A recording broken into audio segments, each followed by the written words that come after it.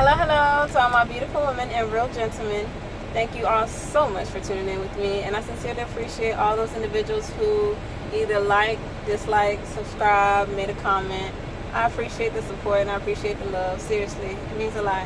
The point of this video is more so a little bit about my perspective on what I think makes a great or decent trainer. Everyone is entitled to their own opinion, and everyone will have something to say. So if you feel like I probably didn't touch base on something or I missed something out, leave a comment below and maybe I can agree to disagree or agree with you. I don't know. So first and foremost, the first thing I'm going to look at, or I'm like want to discuss, is how long has that individual been in the industry? Have they been driving for a year or two? Have they been driving for 5 to 10 years?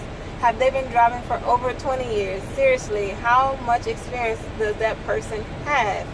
And the second thing is, how long have they been a trainer? How long have they been training? Are they people person? Are they like oriented to where they don't mind someone in their space 24/7? Like, honestly, how do they go about the overall training with the individual and being with one person day in and day out? I definitely want to first say this because I don't want no one to get it misconstrued what I'm saying. I think there are some great trainers who have been training for 2 years or 3 years, you know? But I definitely can say this, I'm pretty sure some of y'all can agree with me.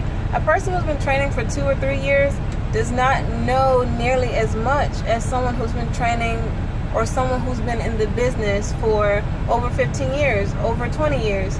So I think it's pros and cons to both. I feel like when it comes to training, how knowledgeable is that person? How serious is that person? Does that person play around so much to where you're not getting the fundamentals of what you need to know throughout the duration of your training? What I mean by that is like your pre-trip. Is that trainer showing you all the essentials of what you need to know for your pre-trip? Your fluid levels, your slack adjusters, when it comes to checking your slack adjusters, your brake pads and stuff like that, the inside lining of your tires, all of that information. Like, are they showing you the things of what you need to know? When it comes to coupling and uncoupling, like disconnecting and connecting your trailer, is your trainer allowing you to honestly do these things as soon as you start your training? When it comes to backing up, your trainer needs to honestly allow you to back up over 100 times.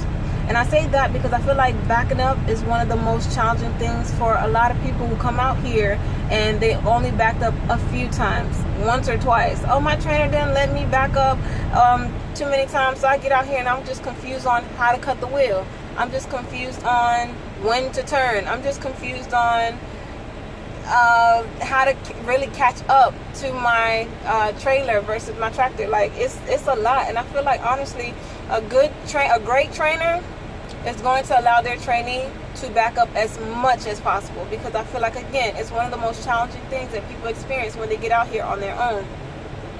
Also, when it comes to checking certain things on a Qualcomm, like being able to input information from your bills that you receive from your shipper and receivers, being able to insert all that information on the Qualcomm. Like, you need to be able to look at the Qualcomm as if it's like a phone or something. You just playing around with the phone, so you need to use this tool as if like the Qualcomm is just something new to you, so you kind of play with it, kind of learn it pretty much.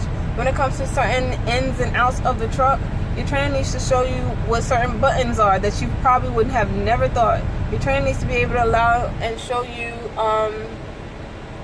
honestly all about the truck. for real.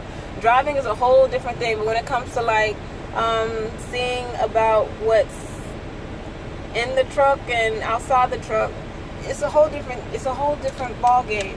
When it comes to the day you step foot on your trainer's truck, y'all need to be able to establish rapport, get to know each other. I'm not saying tell each other life story and all that, but get to understand each other and where you both come from in terms of briefly, very, very briefly, a little bit of yourself. But again, I'm not saying elaborate on your whole life story, but get to understand each other, because you're going to be with this person 24/7.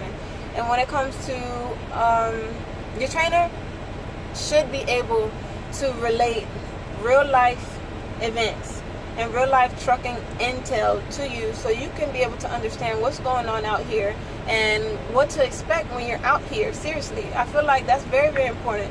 Your trainer should show you, honestly, to have a life outside the truck. It's knowing the hell y'all are out here for 3 weeks, for 2 weeks, for a month, for 2 months, and y'all are in the truck only all the time. The only time y'all out the truck is when you're at a truck stop going to go take a shower or something. Y'all need to be able to go, grab something to eat somewhere not in the truck stop. Like, y'all need to do certain things to where you still have a life. And I feel like those are some key things. When I say communication, respect, and honesty, communicate with each other. Whenever you don't like something, whenever your trainer doesn't like something, I need to be able to just talk it out. I need to swap it out real quick. When it comes to respect each other's space. When someone is like, because again, you're both invading each other's world, but you as a trainee is invading their world more. But respect each other's privacy, respect each other's belongings, respect each other's space. When it comes to honesty, if you don't like something, be honest. Like, if the more you hold it in, the more it may bother you, but advocate for yourself in a professional manner, so where no one ain't putting hands on nobody, and like, I don't know, just be honest with each other. I do want to do 2 parts of this video because I don't want to do a long video. So also I have to say that when it came to like showering, my trainer I only paid for 1 shower. Okay, and that was when my trainer had stepped away from the truck. When I was in the grad class, some of these dudes talking about somehow their trainers made them pay for every single shower, and I'm like, that's crazy. If your trainer has the shower credits and the points, they should honestly be looking out for a shower for you, because it is hard out here when it comes to your training phases. Okay, nobody's not making, I don't think, 1,000 or plus a week during training, and it's like, if you are, that's a damn good company. For real. So I would have to say, definitely speak to your trainer, or y'all both need to speak to each other to where y'all are helping each other the best way possible in order to make the training a great training experience.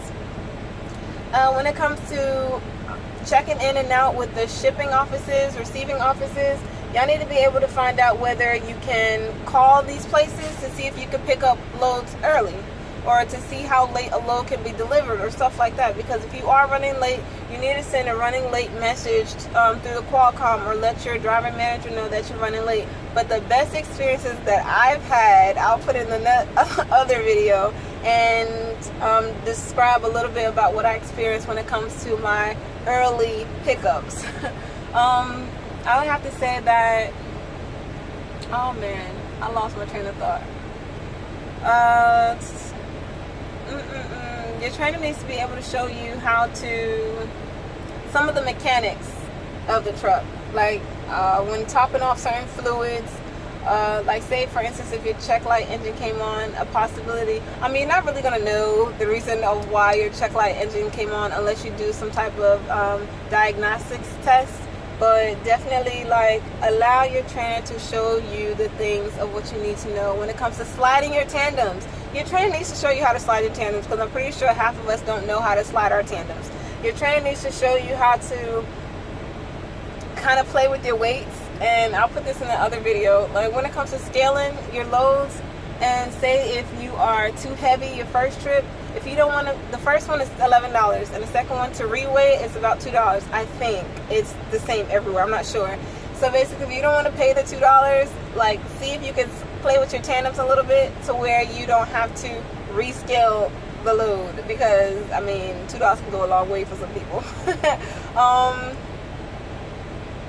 I think that's about it. I don't know if I mentioned this already, but I don't think I did. If y'all get a load assignment towards your hometown, oh my goodness, see if your trainer will allow you to go home for like a night or 2. See if your trainer will be comfortable with you spending the night at your home while they're at their truck, or while they got a motel, a hotel, or whatever the case may be. But see if your trainer will allow you to stop by the crib, because hello, depending on how long your training experience is, you are going to want to be home to eat some good food and to probably get a new wardrobe or something. Like, see if you can go home. I think that's really it for our thing. If I do think of anything else, I'll probably post another video